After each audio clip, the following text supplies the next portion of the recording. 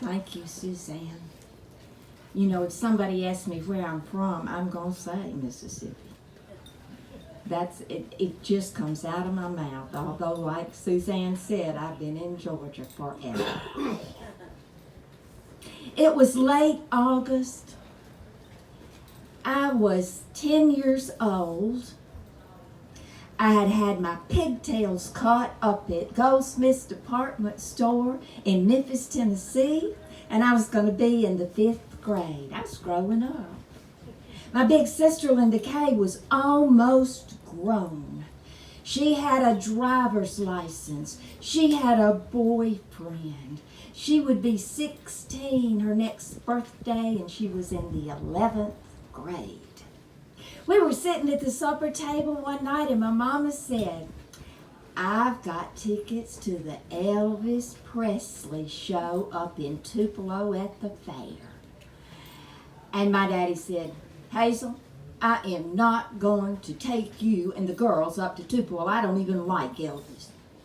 And my mama said, Walter, you know that I can take care of this. And she could. Because my mama was all the time taking my big sister and her friends to towns around my small little town in Mississippi. She took them over to Okolona to the big swimming pool. She took them to Columbus on a Sunday afternoon to see a movie. She took them roller skating at the biggest roller skating rink down in West Point, Mississippi. But Mama looked at me and said, Jane, do you want to go with Linda Kay and me? And Linda Kay, you can take 4 of your friends. And Linda Kay was just so excited. So I was really surprised when Mama said, do you want to go? But what you have to understand is I'd never been on any of those outings with the big girls. I always stayed home with my daddy. We loved to watch Gunsmoke and Lassie and my favorite, I Love Lucy. But I looked over at my daddy. He said, well, baby girl, you're kind of growing up. Why don't you go? And I said, yes, ma'am, Mama, I'll go too.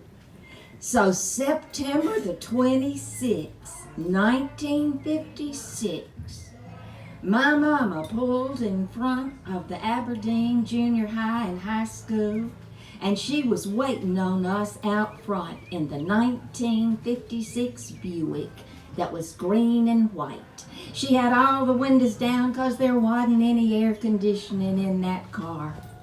Now we all got out and piled into the car. It was a bench seat.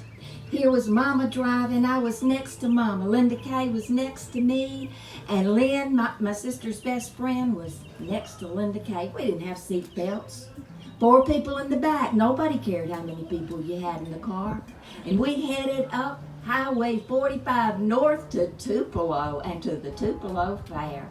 I mean, the wind was blowing our hair, and Mama had turned that radio on to a Memphis station, and they were playing nothing but Elvis music, blue suede shoes, and hound dog, and we sang our way all the way to Tupelo. But when we pulled in that parking place, Mama looked at us girls and said, girls, these are the rules. And we listened. She said, now here is your ticket to get into the arena, and she passed them out. I looked at mine. September the 26th, 1956, Elvis at the Tupelo Arena, 50 cents. And I put it in my pocket, and I knew I would not lose that ticket. Now, Mama also had the rules. We were not to lose our ticket. We were to put them in our pocket. We were not to ask to stop to get anything to eat, not even cotton candy. We were not to ask to ride on a ride. And we were not asked to play those games that would just cheat you out of your money. And we minded. We walked behind Mama as she just sashayed amongst all those people like little ducklings behind the mother duck. And we got to the arena, and there was a little box office, and the chain was down, and so we could just walk where you would want to sit. Now, there were chairs like you're sitting in, but there was also a stadium kind of up behind that they usually use, but they had lots and lots of chairs. And we had a good time walking around, sitting down in the chairs to see if it was the perfect place to be. But at last, we came to what we thought was the very best place. And it was just far enough back that we could not have to look up like this. We were going to be eye level with Elvis. Well, we ate what food Mama had brought for us. As soon as we finished, well, a lady tapped my mama on the shoulder and said, "Are y'all just eating your supper here? Or are you coming to the program?" Mother said, "Oh, we have tickets." She said, "Well, the box office is not open. You're going to have to get out of these seats and go get in line." And Mama hollered, "Linda Kay, Lynn, run, get in front of those people." And they did. So here we were, standing in that line. And in a little while, I could kind of feel Mama pushing from behind on me. I could feel Linda Kay's friend Lynn on this side, kind of pushing. Linda Kay on the other side, pushing. And I'm looking up at that chain, and I'm getting just a little bit closer. That's when I feel my mama's hands go around my waist, because she's behind me, and she's holding on to me. And I kind of look back. I had never seen so many people in my whole life. Finally, the gates were open. Mama said, "Run, Linda Kay, run, Lynn, get our seats." And they did. So we had the very seats we'd been sitting in most of the afternoon.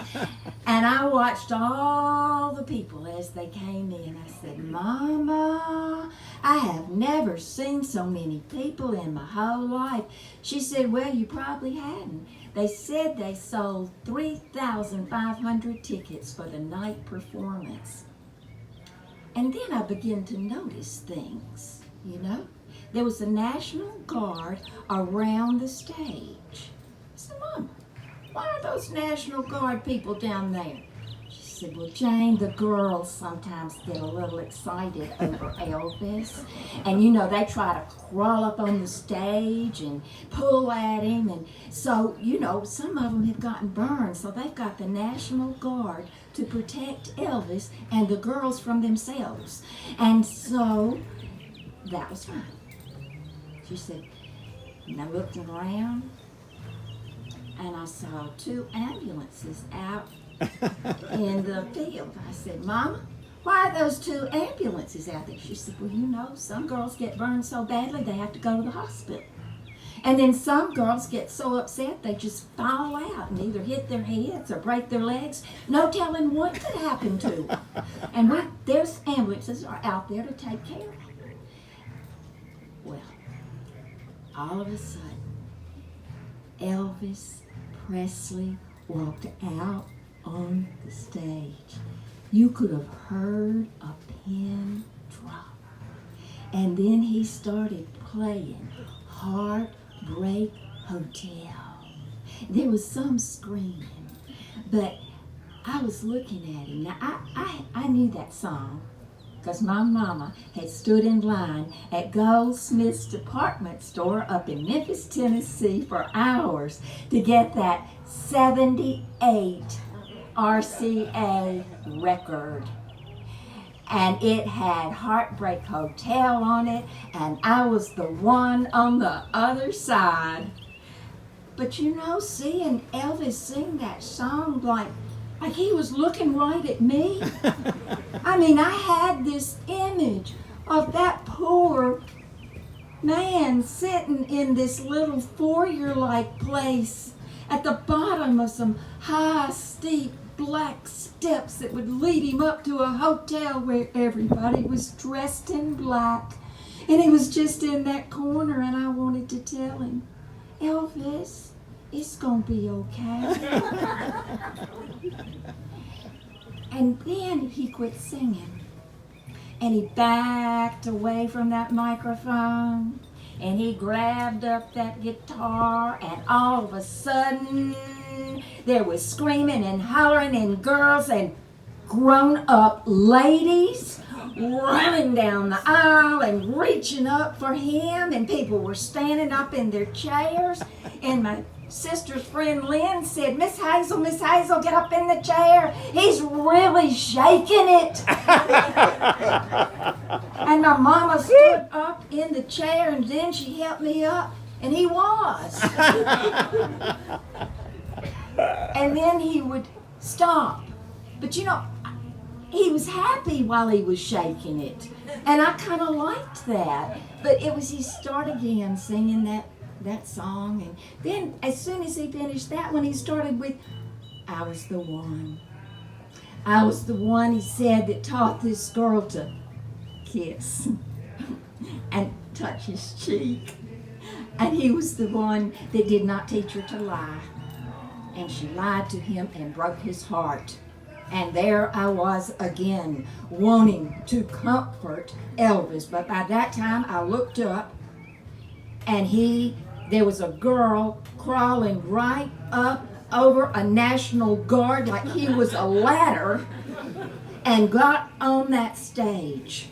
She was able to grab hold one of the buttons on that pretty blue shirt that Natalie Wood, she was a movie star, had given him, and that girl jerked it off. Oh, no. Yes. Jerked it right off and held it just as tightly as he could. But he was having such a good time singing, I think it was Long Tall Sally. And he was having a good time and happy, and I wasn't worrying too much about him. But it's kind of sad to say, because she had burned her arm on the light as she crawled up there. So the National Guard man just kind of grabbed her by her legs and threw her over his shoulder and took her to the ambulance. And it wasn't any time till there was a girl that was just screaming, and then whomp, on down to the floor she went. And the National Guard man picked her up, threw her over his shoulder, took her to the other ambulance. And that ambulance would leave, and it would come back, and this one would leave, and it would come back. And I was just getting so tired worrying about Elvis and waiting for him to be happy again. But at last everybody sat down. The girls and the grown-up ladies were still screaming and hollering. But Mama and I were sitting down, and he sang Love Me Tender. And I put my head on my mama's shoulder. I was so tired. And then he sang Hound Dog. Now I love that. You ain't nothing but a hound dog. Well, I had to sit up and sing with him. Everybody else was. And then the program was over. Mama said, just sit still, girls. We'll kind of let it clear out before we start. And we looked down to that stage, and I saw Carol Brown on that stage. She had been my babysitter. She was supposed to be in Columbus, Mississippi at college, and two of her friends with us. But listen to this. Those three girls had given Elvis a lipstick, and he was signing his name on the back of their white shirts. And Mama said, well, I bet her mama doesn't know she's here. I'll just call her in the morning and tell her what Carol's done. Well, the next morning, my daddy said, girls, tell me about last night. Oh, my mama and my sister just chatter about everything that happened. My daddy just listened and listened. Then he looked at me, he said, now, baby girl, what about you? I said, Daddy, you know, do you think I could be your baby girl just a little bit longer? I'm just not real sure I'm ready to grow up. And my daddy said, oh, you and Linda Kay will always be my baby girls, just as long as you need to be. And the next time I saw Elvis Presley, it was in my den with my mama and my daddy and my big sister Linda Kay. And we watched Elvis on the Ed Sullivan Show. Thank you.